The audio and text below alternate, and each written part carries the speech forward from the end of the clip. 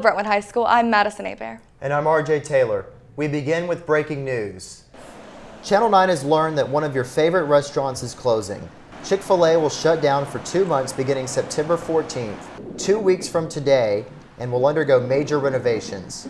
The Brentwood franchise is the busiest Chick-Fil-A in Tennessee, and they hope to reopen sometime in November. The halls of Brentwood High will soon be a little less crowded. The new STEM building is expected to be completed around winter break. Noelle Pickering has more. The Science, Technology, Engineering, and Mathematics building, STEM for short, was approved a year and a half ago by the County Commission and School Board. Brentwood High Principal Kevin Kydell says that the 3-story building will mean 30 new classrooms for both Brentwood High and Middle. And so it's going to be utilized by both schools, and it's going to update the current lab facilities in both schools. There will be both an elevator and a stairway. One of the things we did at the very beginning of this project was to talk to our students about the type of facility they wanted. And our students were really impressed with the college campus atmosphere and some private school atmosphere where students went from building to building. So one of the things that they said at the time was they didn't want a covered walkway.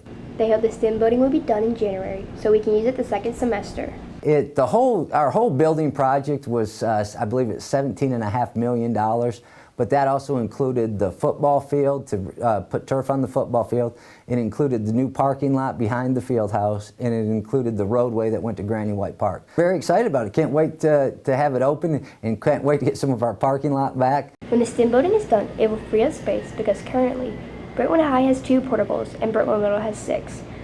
Both schools are way overcrowded. Noelle Pickering, WBHS 9. Calling all music lovers, the Pilgrimage Music and Cultural Festival is rapidly approaching.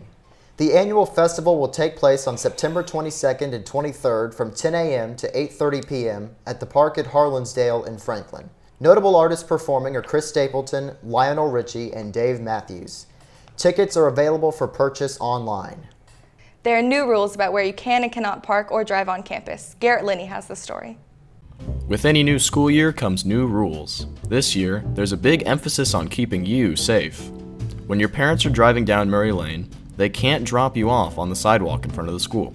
Brentwood police say that's causing backups each morning, and they're going to start writing tickets. So what do? Parents need to enter the senior parking lot, then circle back around the east side of the building. That's the one and only designated drop-off point on campus. Parents can also enter through the new Granny White Pike entrance.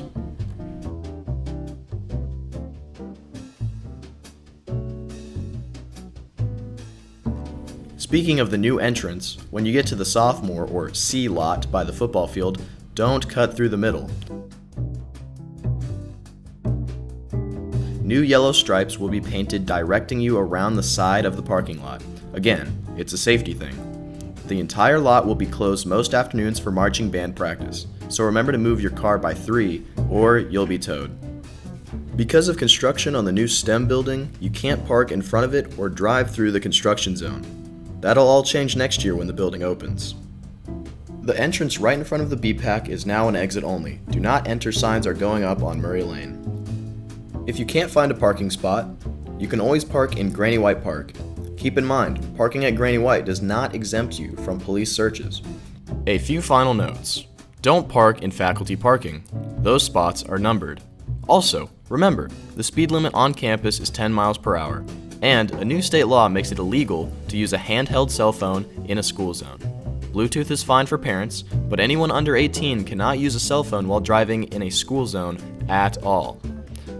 The first few days of commuting are more congested as everyone is adjusting to the new traffic patterns. So remember to give yourself plenty of time in the morning to arrive at school. So slow down, stay off your phone, and remember the new parking rules. So, what do you think about our new home? It's really cool, very professional looking. We've just put the finishing touches on the new set this week. It was built by Springtree Media in Franklin and assembled here at BHS over the summer. The modern design includes hundreds of LED lights, rock, and laminate. The cost? $7,500. Here at WBHS 9, we're very proud of our new news set. Still to come, Sports Director Cole Hubbard with a report on Bruins football. And the new craze is taking the country by storm, goat yoga. An inside look on that and more when we come back. For years, the BHS PTO has generously provided students with unparalleled support, and last year was no different. Through parent donations, the PTO was able to purchase a variety of new supplies and equipment, such as a flag stand for the library, a new kiln for the art program,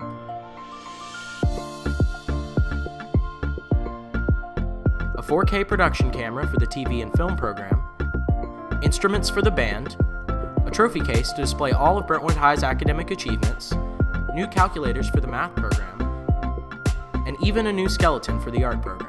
The PTO wants to remind you that all parents are members and you are encouraged to donate. Donate today at ptobhs.org.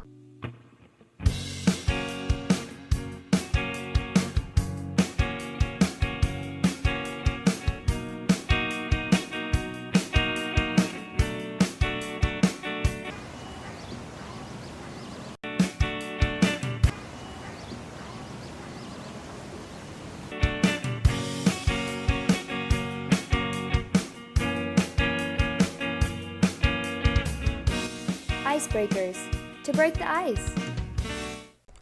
You will notice a lot of new names and jersey numbers during tonight's football game. Sports Director Cole Hubbard has the story.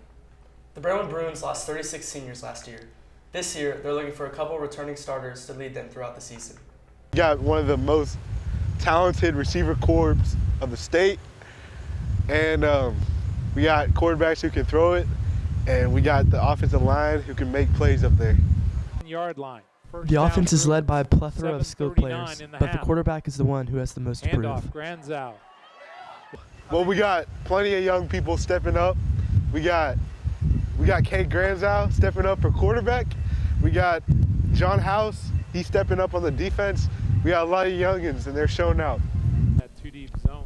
With so little returning starters, the Brentwood Bruins have been impressed with talent coming from the underclassmen. Well, it's a great question. I think our experience is interior linemen and our outside receivers. Obviously, our running back and then Carter. So you pair all that with really good players now, but we got a young quarterback that we can't overload him. He's got to go through his progressions and reads, but we feel really good about our personnel over there. I think it gives us a chance most every Friday night. The things they took away from us last year in the playoffs, we've kind of got to prepare for that, and we've got to prepare for some of the things they did in our first ball game with them. So really it's relying on the experienced, skilled kids and not overloading an inexperienced quarterback. Tonight, the Brentwood Bruins have their first road game at Dixon. Kickoff is at 7. All right, Cole, thank you very much. Now the start of what may be a new tradition for freshmen. The Brentwood High class of 2022 held a tailgate party prior to the season opening football game against Franklin. About half of the 400 students turned out for the party, which featured burgers, drinks, and sides, all for just $3. The freshmen also played games, and class officers say they hope to hold similar events throughout the year to bring their class together. Looking for a new workout routine? We've got you covered. As Ashley Gracia reports, a new style of yoga involving goats is sweeping the nation. Amber Warwick has been a yoga instructor for about 7 years now, but last December she left her job to try something new.